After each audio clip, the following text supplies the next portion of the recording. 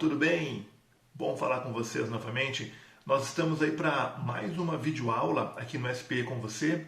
E essa videoaula é um pouco diferente das demais porque nós vamos trabalhar com uma revisão das últimas 4 semanas que vocês estiveram aí em trabalho em casa, tá? Então nós vamos ver aí um pouquinho sobre aquela parte, o finalzinho aí do volume 9 de vocês, que falava de acústica, né? A parte das qualidades do som, também as cordas, ondas estacionárias, tubos, vamos rever alguns conceitos em cima disso. E também já entrando no volume 10, aquela parte ali de eletrização, né? A questão da carga elétrica, eletrização por atrito, contato e indução, todos aqueles processos. Então, sejam bem-vindos mais uma vez à nossa videoaula. Vamos começar o nosso assunto, então, agora com a parte de acústica, né? De características do som, como você pode ver aí na sua tela. Nós temos ali o desenho, né, que tem no seu livro didático ali, da orelha humana, a orelha externa, a orelha média, a orelha interna. E o que isso tem a ver com a parte de acústica?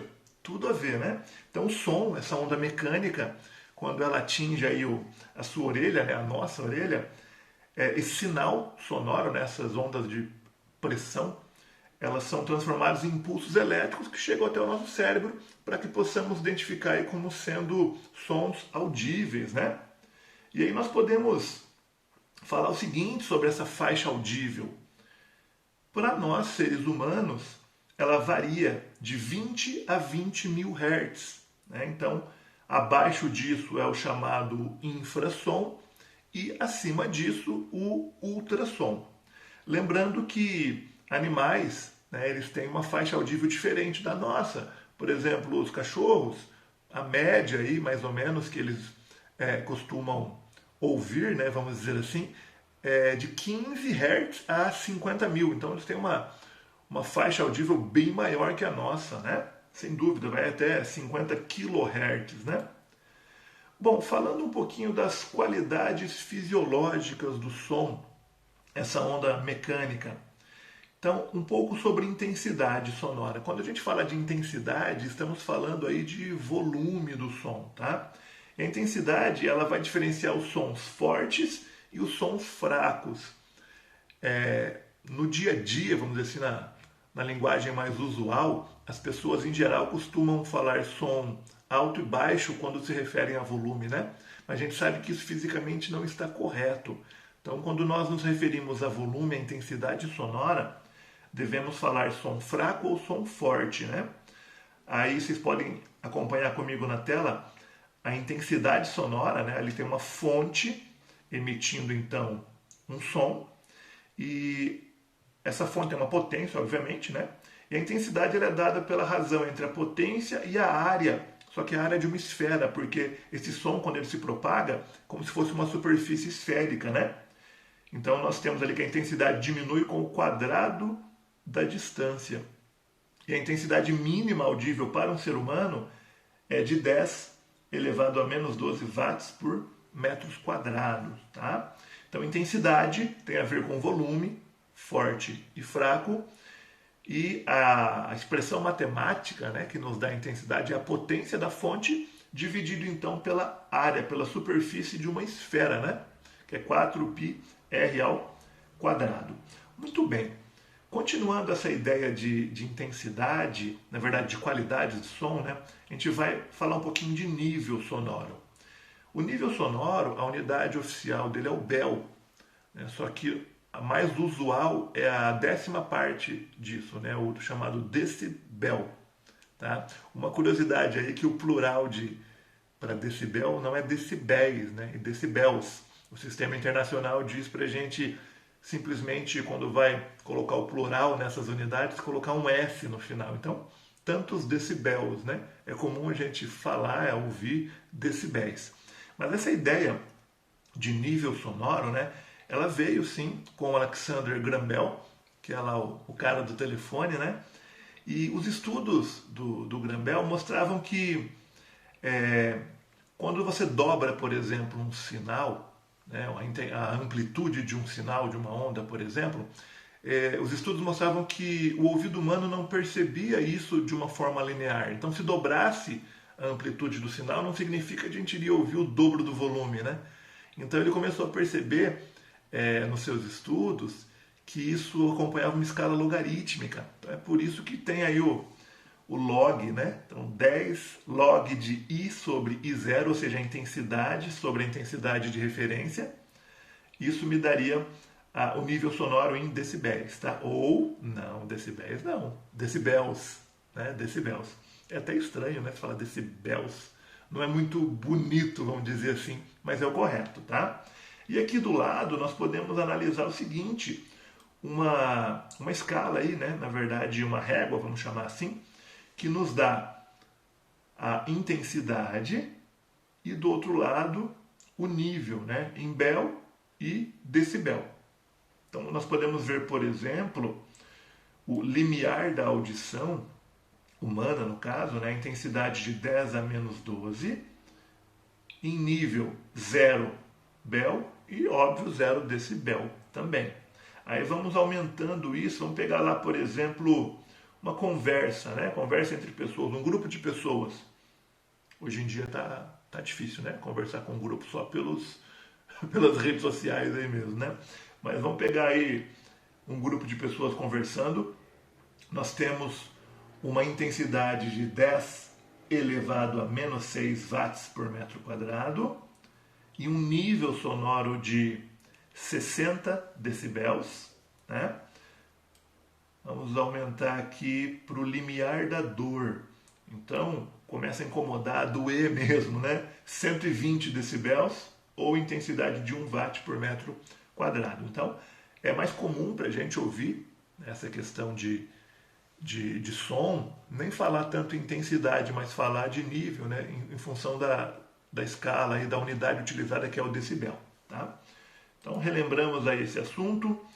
Lembrando também, deixa eu só voltar ao comentário aqui na tela anterior, nós temos, né, o decibelímetro, que é o aparelho aí utilizado para medir os níveis de intensidade sonora do ambiente. E no seu smartphone aí, você pode fazer o download desses aplicativos, são vários aí que tem no mercado, né? Gratuitos, óbvio.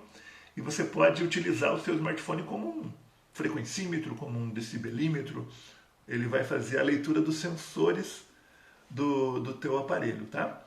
Você pode inclusive ter aí um osciloscópio, quer dizer, no teu aparelho você vai conseguir captar as ondas e transformar isso aí com comprimento de onda, verificar as frequências, é bem interessante, é bem legal. Muito bem.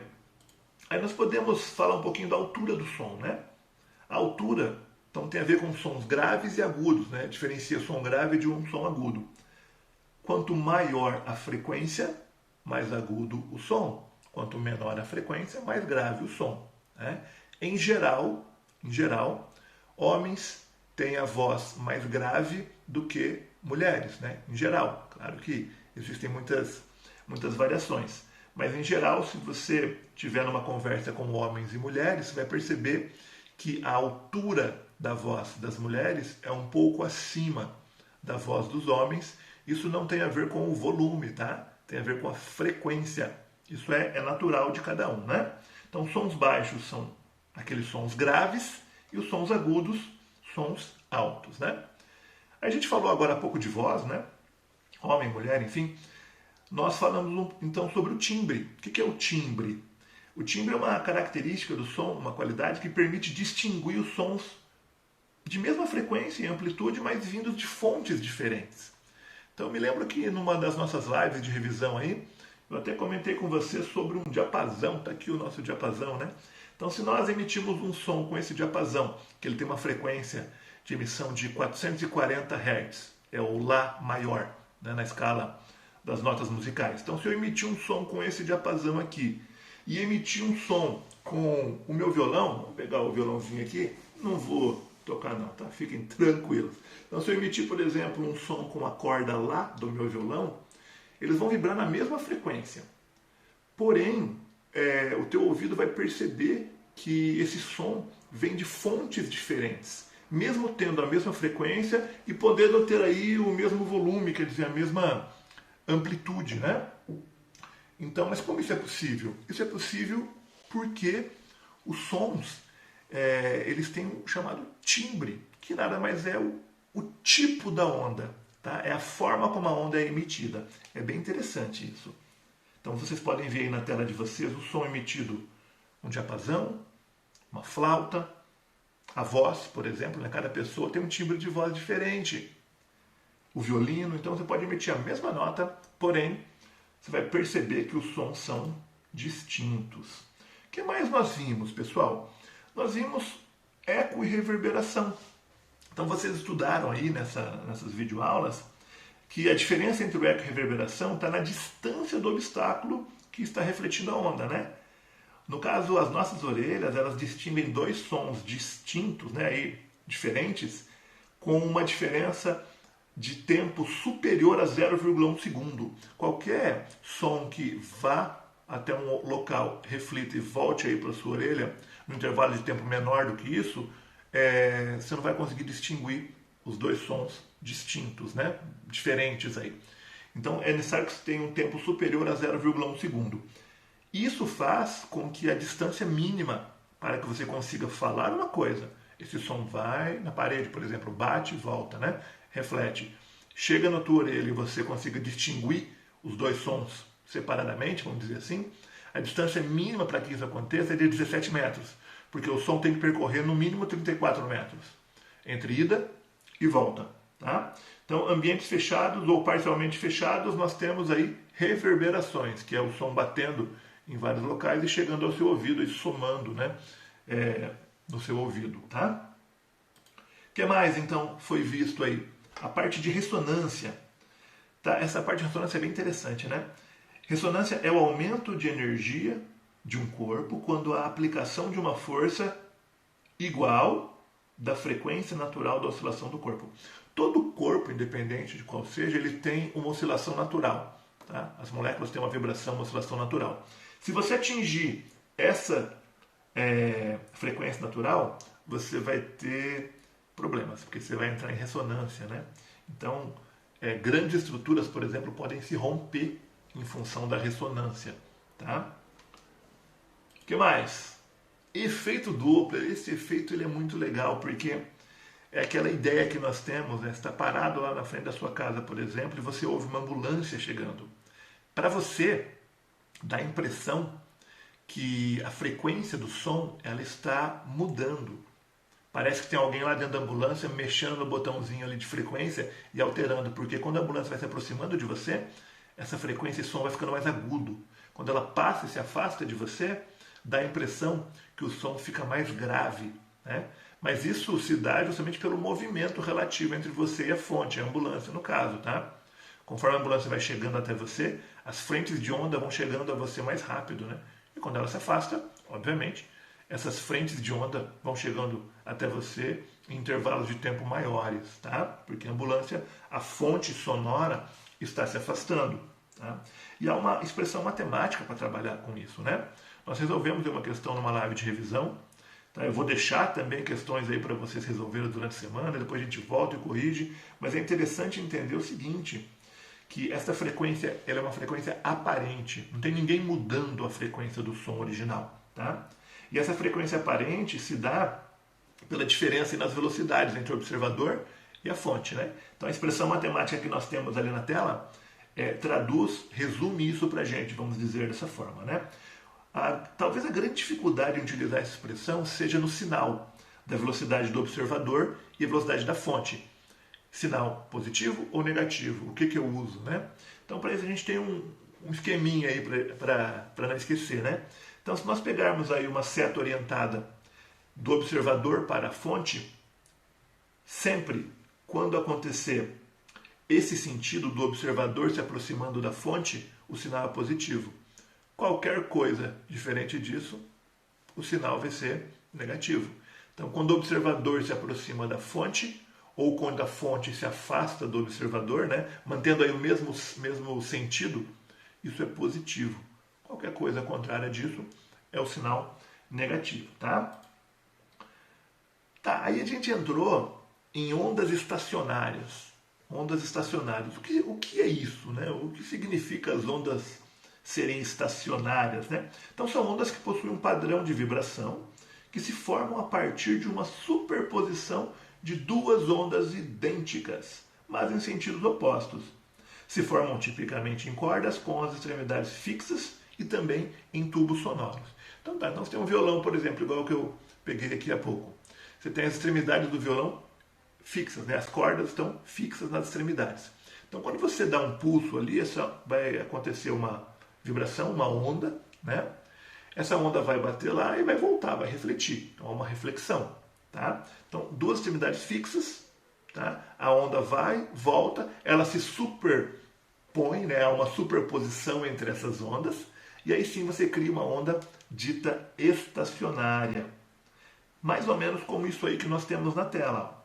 Ventres, que é a parte lá em cima, e nós, que é aquela partezinha no eixo central ali, né? Então ventre são os pontos que oscilam com máxima amplitude, e os nós são os pontos que permanecem o tempo todo sobre a linha central e não apresentam oscilação. Então é como se os nós, né, são fixos e os ventres, né, eles oscilam ali entre esses nós, tá? Lembrando sempre que é uma questão de reflexão de ondas. Tá, e como que essas ondas se propagam, né, nessas cordas? Como que funciona a velocidade? É interessante essa expressão matemática que nós temos ali na tela. Temos um violão, né? Ali a pessoa está afinando o violão, quer dizer, ajustando a tensão naquelas cordas. E a velocidade da onda que vai se dar ali naquela corda depende da raiz quadrada da tensão dividido pela densidade linear. O que significa densidade linear da corda? É a massa dividida pelo comprimento dela. Basicamente, num violão, se você pegar a primeira e a última corda, né, a mais fina e a mais grossa, você tem uma diferença ali de massa. A densidade linear delas é diferente, o comprimento é o mesmo, só que a massa ela é diferente, né? Uma corda mais fina e uma corda mais grossa. Então, vamos pegar aí para cordas, quanto mais grossa for essa corda, quanto maior a densidade linear dela, menor será a velocidade de propagação da onda nessa corda.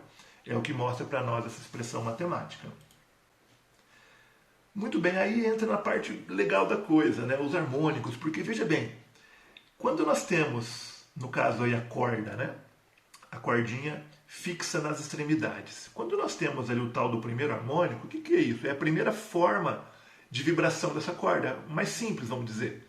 Então, quando a corda ela vibra daquela maneira ali, você tem nas duas extremidades fixas dois nós. Então a maneira mais simples da corda vibrar é vibrar entre esses dois nós, fazendo o chamado primeiro harmônico. Então vocês podem perceber que para esse comprimento L que nós temos aí da nossa corda, para esse comprimento L total, nós temos meio lambda, ou seja, lambda sobre 2. Né? Agora, para o segundo harmônico, como é que fica? É a segunda forma que essa corda tem de vibrar, chamada de segundo harmônico. Então, para o mesmo comprimento L de corda, nós temos agora uma vibração maior, está vibrando mais, está aumentando a frequência, está vibrando mais. Dois harmônicos. Percebam que agora eu tenho 2 lambdas sobre 2, ou seja, 2 meios comprimento de onda. Totalizando, obviamente, um lambda inteiro, né? Então, para aquele comprimento de corda que eu tenho ali na tela, vocês estão percebendo que há um lambda inteiro nesta corda. Ou seja, 2 meios lambda. Se nós olharmos a expressão matemática para isso, a gente sabe que V é igual a lambda vezes F. Velocidade é comprimento vezes a frequência. Se eu isolar a frequência, eu tenho F igual a V sobre lambda. Né? Agora, pensa comigo. Se F é V sobre lambda, neste caso, o meu lambda é o comprimento da minha corda, né? Por isso que fica ali F igual a V sobre L. É a mesma coisa. O meu lambda é o mesmo comprimento da minha corda. E lembrando que o segundo harmônico está vibrando com o dobro da frequência do primeiro harmônico. Terceiro harmônico, olha que legal. Terceiro harmônico, você tem 3 gominhos ali, né? Cada gominho é meio lambda. Então você pode perceber que a frequência é igual a 3 vezes a frequência inicial. Tudo bem? E o comprimento da corda, o L, é 3 vezes meio lambda. Ou seja, generalizando tudo isso, para N harmônicos, para quarto, quinto, sexto, a tua frequência vai ser NV sobre 2L. Sempre. NV sobre 2L. Então, F igual a N vezes V dividido por 2L. O que é o L mesmo? O comprimento da corda. Então, se eu quero o quinto harmônico, vai ser 5V sobre 2L. Sexto harmônico, e assim por diante. O número de harmônicos é o número de meios lambda que você tem na corda. É o número de gominhos, vamos chamar assim. Tá bom? Legal. Aí nós entramos também na parte de ondas estacionárias em tubos, não em cordas, mas em tubos sonoros. Dois tipos de tubos, abertos e fechados. Tá? A principal característica, tubo aberto, as duas extremidades dele serão extremidades abertas. E nas extremidades abertas, eu terei formação de ventres. Na extremidade fechada, eu tenho formação de nó. Então, se eu olhar aqui a primeira onda, a onda mais simples que se forma num tubo aberto, o primeiro harmônico, eu tenho ventre de um lado, ventre do outro, ou seja, eu tenho meio lambda, né, que é a distância aí entre esses dois ventres. Esse é o primeiro harmônico. E o segundo? Percebam o que eu tenho agora. Eu tenho dois meios lambda. Olha que legal. Porque eu tenho ventre de um lado e ventre do outro, formando 2 lambda sobre 2 ou um lambda só. Estão percebendo alguma semelhança com as cordas? Total semelhança. Nos tubos abertos, a expressão matemática para a frequência e a maneira com que se formam esses harmônicos é idêntico às cordas. Então, F é igual a NV sobre 2L. Sempre. Então, você pode fazer a seguinte relação. Cordas vibrantes e tubos abertos, a expressão matemática é a mesma. F igual a NV sobre 2L. E para o tubo fechado, como que fica isso? Para o tubo fechado, como eu falei, na ponta do tubo que está fechada, nós teremos a formação de nó. Na ponta aberta, a formação de ventre. Então, a forma mais simples de vibração de uma onda dentro deste tubo é essa que está na tela. Ventre na parte aberta, nó na parte fechada. Se você olhar isso e comparar com o desenho de uma onda, você vai perceber que esse pedaço é 1/4 do lambda, ou lambda sobre 4. Se nós pegarmos a segunda forma mais simples de vibrar, vocês vão perceber que se eu preciso de ventre de um lado e nó do outro, não é que eu preciso, né? É a maneira com que a onda vai se formar. Essa maneira, a segunda maneira mais simples de vibração, fica com 3 lambdas sobre 4, ou seja, 3/4 do comprimento de onda. Tá, mas cadê o 2 lambda sobre 4? Não dá para formar, em função do tubo ser fechado. Então, para tubos fechados, nós não temos os harmônicos pares. Não tenho o segundo, nem o quarto, nem o sexto harmônico. Eu tenho o primeiro, o terceiro, eu tenho o quinto harmônico também. Generalizando a expressão matemática, a frequência para um tubo fechado é NV sobre 4L. O que nós podemos dizer sobre isso? Será que o som num tubo fechado é mais grave ou mais agudo que num tubo aberto? Já pararam para pensar nisso? Pega as duas expressões matemáticas. Do tubo aberto é NV sobre 2L. Vamos pegar o mesmo comprimento L, tá? 1 metro, por exemplo. Vamos chutar aqui 1 metro. Então vai ficar NV sobre 2 vezes 1 para o tubo aberto. NV sobre 4 vezes 1 para o tubo fechado. Então, para o tubo fechado, o denominador seria maior do que para o tubo aberto. Ou seja, se o denominador é maior, a frequência vai ser menor. Então, tubos fechados emitem sons mais graves do que tubos abertos. Legal isso, né? Muito bem, pessoal. E o que dizer do volume 10, né? Então, nós deixamos essa parte de acústica, de ondulatória, ali no volume 9 e entramos no volume 10 com um assunto bem diferente aí, que diz respeito à eletricidade, né? Os fundamentos da eletricidade. E nessas aulas primeiras aí que nós tivemos do volume 10, nós vimos sobre cargas elétricas e como determinar a quantidade de carga elétrica de um corpo, né? O que é bem simples. Basta você pegar o N, que é o número de elétrons em falta ou em excesso, multiplicar pelo E, que é a carga elementar de um elétron, que vale 1,6 vezes 10 elevado a menos 19 coulombs, né? Lembrando sempre o seguinte, um corpo ele pode ter perdido elétrons e ficado com carga positiva. Então significa que ele está positivo não porque ele ganhou prótons, porque ele perdeu elétrons, tá bom? Nós não lidamos aí com ganho e perda de prótons, sempre com os elétrons, tá legal? Muito bem, o que mais nós vimos aí nessas aulas, né, nas primeiras aulas da eletricidade? O princípio de Dufay. Cargas elétricas de sinais iguais se repelem e cargas elétricas de sinais contrários se atraem. Então, esse é um princípio muito utilizado, ele está subentendido em uma série de situações, né? Mas é importante sabermos que é através do princípio de Dufay.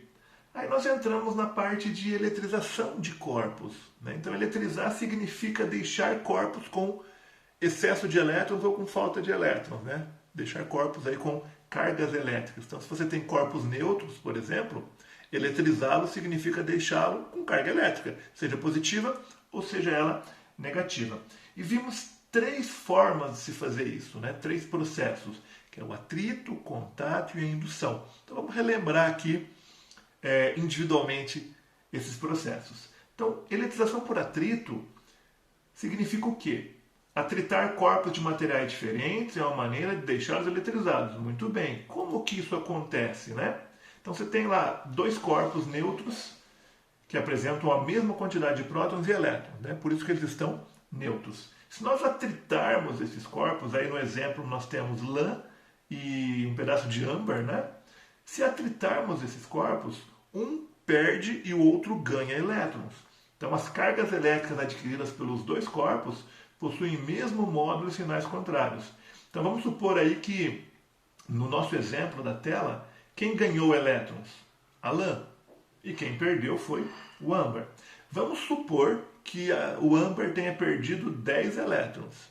Para onde foram esses 10 elétrons? Para a lã. Então é por isso aí que, independente do tamanho, né, do tipo do corpo, eles vão sempre ficar com o mesmo valor numérico em termos de carga elétrica. Porém, um positivo e o outro negativo sempre, né? Sinais contrários. Na eletrização por contato, as cargas elétricas sempre vão possuir sinais iguais. Então nós tínhamos lá no início, né, um corpo positivo e um corpo neutro. Estabeleceu então o contato, vai haver ali passagem de elétron de um para o outro. Então quem tem mais elétron passa para quem tem menos, né? Até eles atingirem ali um equilíbrio, a gente separa os corpos e aí eles vão ficar com o mesmo sinal, tá? No caso, se o corpo for negativo, a ideia é a mesma. Você tinha um corpo negativo e um corpo neutro, estabeleceu o contato, ambos ficaram negativos. É importante frisar que se os corpos forem idênticos, né, de mesmo tamanho tal, e do mesmo material, eles vão ficar com a mesma carga, exatamente com a mesma carga no final, tá? Aqui nós temos um exemplo disso, né? Então, antes do contato ali eu tinha um corpo com carga Q positivo e 2 corpos neutros. Estabelecemos o contato entre eles, houve ali a transferência de elétrons, né, dos corpos neutros para o corpo positivo, de forma que quem estava neutro e perdeu elétron vai ficar positivo. Aquele que era positivo ganhou um pouco de elétron, mas continua ficando ainda positivo. E lembrando também que lá no final as cargas são idênticas. Se eu somar, obviamente eu volto para a carga no início, né? Então não há perda de carga, não há ganho de carga. Sempre ali uma transferência no sistema. E o último caso de eletrização, que é por indução, né? A palavra indução nos dá uma ideia, né? Induzir, forçar, alguma coisa desse tipo. Então nós temos aí um bastão eletrizado, que é o chamado indutor, e no caso uma esfera ali, que vai ser o induzido, né? Então o bastão, ele é positivo quando a gente aproxima da esfera sem estabelecer contato, nós teremos uma polarização das cargas da esfera. Então a carga negativa vai ficar mais próxima do bastão, porque o bastão era positivo, e as cargas positivas mais afastadas. Continua neutro, mas está polarizado, né? Está sendo induzido, tá? Aí o que vai acontecer? Nós vamos fazer a ligação com a Terra. A Terra, nós vimos ali por questões da dimensão, né, o planeta, ele é grande o suficiente para neutralizar quaisquer corpos, seja tirando elétrons desse corpo ou fornecendo elétrons para esse corpo, né, para esse sistema. Então, quando nós estabelecemos ali o fio terra, vamos dizer assim, naquele caso em especial que nós estamos analisando, o corpo ali, a esfera, vai ganhar elétrons. Por que não vai perder? Porque os elétrons da esfera estão, entre aspas, presos pelo bastão, ali pelo corpo indutor. Então, ganhou elétrons, aí desfez a ligação com a Terra, e aí sim, quando nós cortarmos e separarmos aqueles corpos, né, tirar aquele bastão das proximidades, aquele corpo que estava neutro, ele ganhou elétron, tornou-se negativo. Então, na eletrização por indução, o que eu tenho? No final de tudo, cargas com sinais contrários. Assim como eu tinha no atrito, né? Então, resumindo, atrito, o sinal final das cargas, contrário, contato, igual, indução, contrário também. Não é tão difícil, né, pessoal?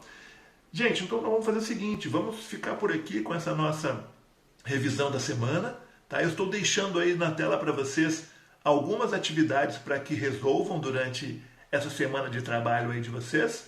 E no nosso próximo encontro, aí na nossa live de revisão, eu corrijo algumas dessas questões com vocês, tá legal? Um abraço a todos vocês, fiquem bem, tchau, gente!